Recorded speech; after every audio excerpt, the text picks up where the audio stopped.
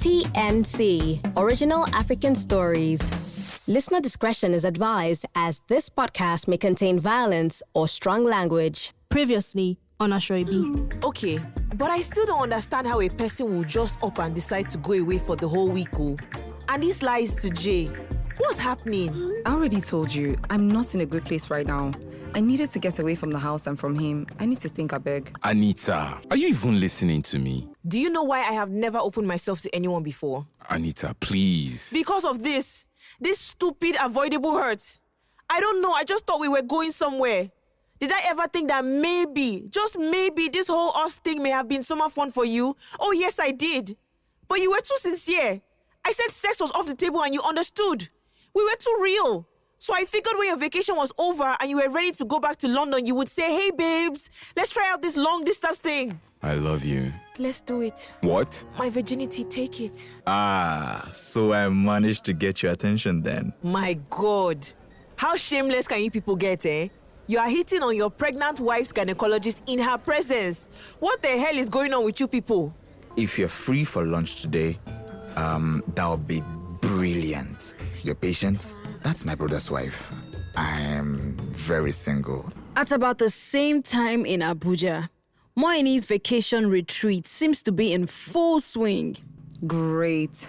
Zino. It just had to be you, Abi.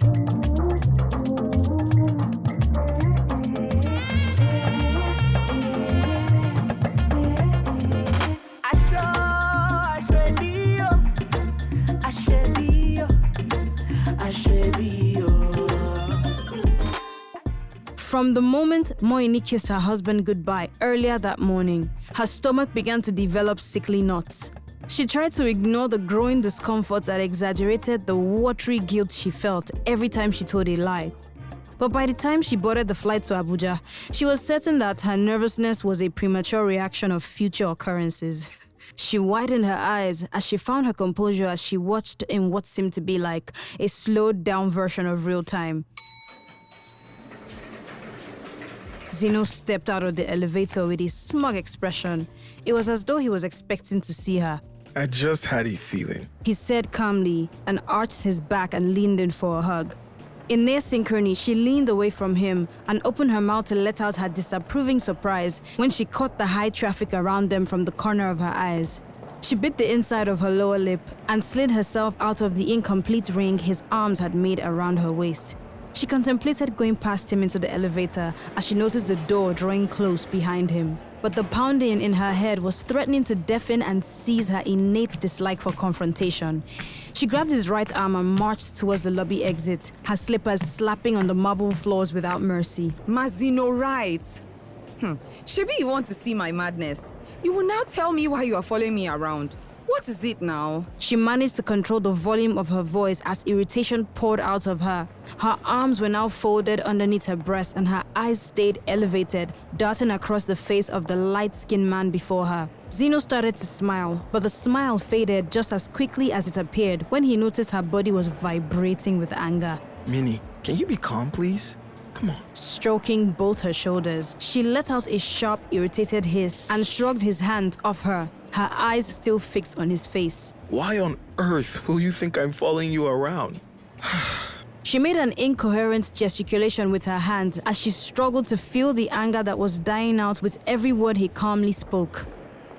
Listen, Moini, granted, I really need for us to sit down and talk. But stalking you? Come on. It's me, Moini, it's me, it's Zino, you're Zino. Not some creep that wants a strand of your pubic hair for juju. He smiled when he saw her fail in an attempt to suppress her laughter. She was amazed and ashamed at the effect he could still have on her. The faint music reaching her ear made her realize that the pounding from her head and heart had subsided, and her body felt calmer. He was right. He was not a creep. He was Zino. Her heart skipped a beat. Yes, he was her Zino. But she knew for a fact that her Zino was capable of doing anything under the sun. So, why are you here? The sternness in her voice was now replaced with friendly curiosity. Her eyes trailed his face down his left hand. She smiled. Business? You? Nothing important. He raised his left eyebrow and nodded slowly. Look, Minnie, I really do want to talk. So can we go somewhere? Somewhere else? One of our rooms, maybe? She started to decline, but then she realized that if she did, she would be giving him the opportunity to continue to pop up in her life at unappreciated times. Fine. Back at the hospital, where Anita had just swallowed a bitter dose of her own medicine. With her jaw wedged separate by the shock of the last couple of seconds, Anita's eyes roamed the confines of her office space, as if searching for the person that had just received the burns from Mr. Avazi's words. There was a spell that accompanied the way he dismissed himself that left her body paralyzed to her mind's instructions. She glanced at the black court shoes shielding her feet, and then out the door as he slightly curved his back in motion. In seconds, she had tried and failed to recall the last time she had heard that tone in his voice directed at her.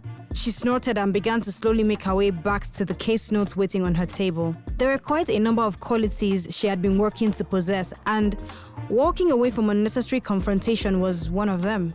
She gave herself a mental pat on the back when she accepted that her body was moving in a direction opposite to where her mind was. A series of possible comebacks danced around in her head, and as if suddenly thrown into a trance, she stopped and turned around midway between the office door and her swivel chair. She dashed out her office and filled the reception area with the fast-paced rhythm of her heels violently colliding with the ground. The nurse that had been enjoying a conversation with the receptionist all but ducked underneath the reception's booth on sight of the visibly ticked-off doctor. Anita rolled her eyes in the nurse's direction, sending a loud message that could not have been conveyed any better with words. She continued to march towards the hospital's exit, ignoring the incoming man that her right arm briefly impacted. Anita, oh! She heard the familiar voice interrupt her by pulling gently on her wrist. She turned sharply towards him, feigned a smile, and signaled him to wait with her left index finger. Bummy circled his hand around her wrist again, causing her to lose her balance slightly. Who are you going to beat? Bummy, I beg, I'm in the middle of something. My office is open. Go and wait for me. Calm down, I have brilliant news. He gave an exaggerated smile, exposing a set of perfectly structured teeth. She dropped her head. She looked up at him. See, Bummy, your news is not what I need right now. I need to put somebody in his place, and you are denying me the time. Whoa, madam, cool it. Kilo day, who woke you up like this? She moved the fringe away from her eyes and narrowed her eyes. Just then, she heard the sound of a car engine a few meters away from them, and she knew she had lost her window. Damn it, Bummy! She nudged his side with her elbow. You are so annoying. She clenched her teeth. Hey, this woman. First, you don't want to hear what I'm here to say, and now I'm annoying? Anyway, I came to take you to get some food since you've been here since 4. Oh, and on a completely irrelevant note, my promotion fell through. He finished without breaking a smile. She widened her eyes, and in that moment, she could not remember why she was angry before. She screeched in excitement and threw herself shamelessly into his embrace. In the beginning, she had attributed his career stagnancy to his selective, carefree attitude, but after the years had passed and his glaring commitment and hard work had earned him only extra pats on the back, she concluded that he was just unlucky. She pulled away from him and adjusted his tie knot. Oh, Bam Bam, I'm so proud of you. She cooed as she watched his face light with more enthusiasm than he had met her with. I can't eat out today though. See how I look like a badly upgraded Ekaite. Who cares? I don't. Please, I beg, I'm hungry. Just drop your lab coat and let's go. Bamio.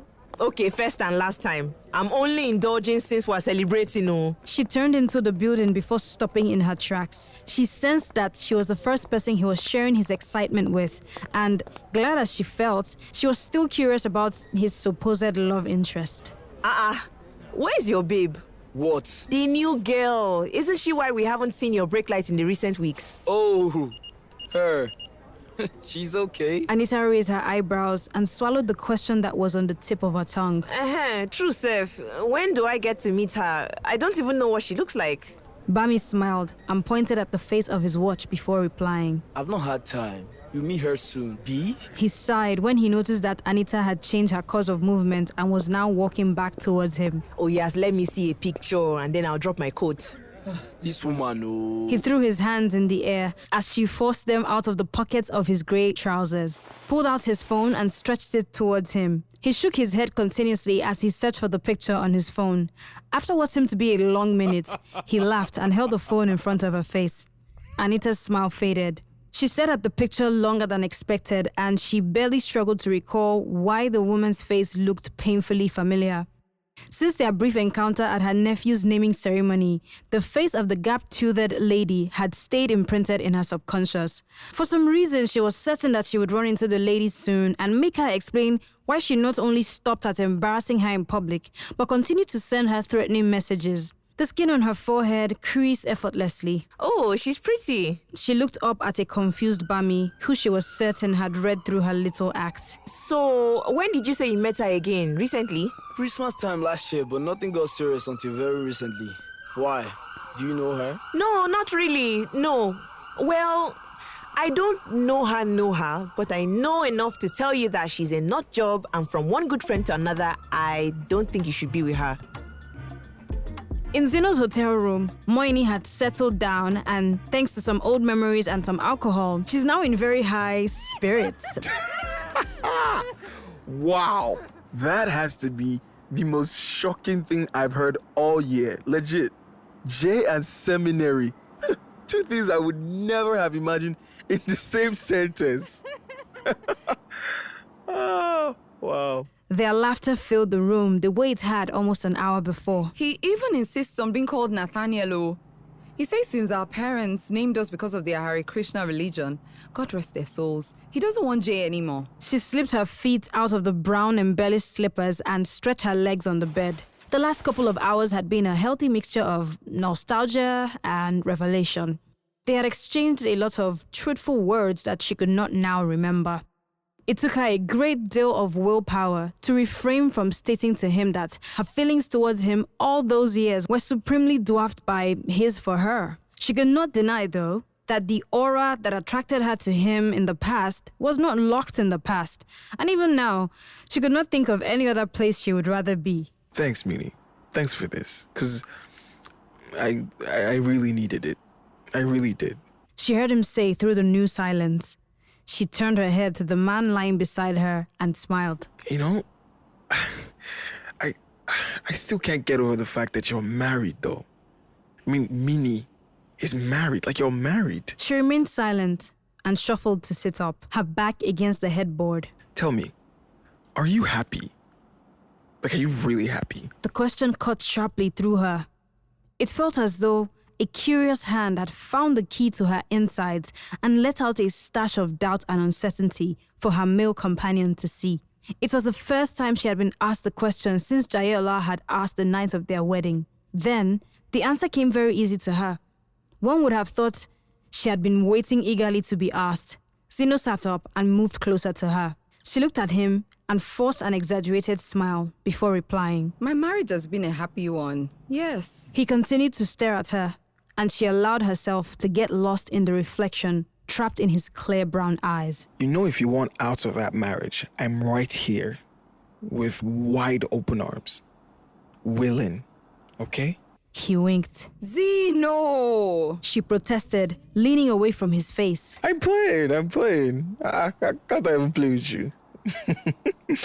Mini. He touched her calf lightly. Does this still do it for you? He continued to tickle. She screamed and flapped her legs to evade his fingers until she successfully bit his arm.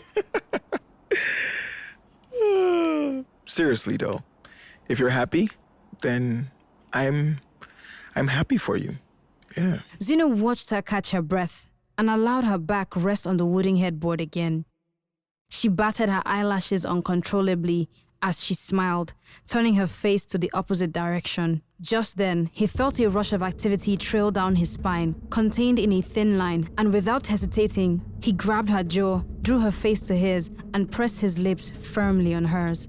As if rehearsed, she threw her arm around the back of his head and allowed herself to get lost in the sensation, building up in the pit of her stomach. She was lost somewhere in the past, where they were still together and there was no Jayola. He pulled away and buried his face in the croon of her neck, planting soft kisses as his right hand felt the hook of her bra.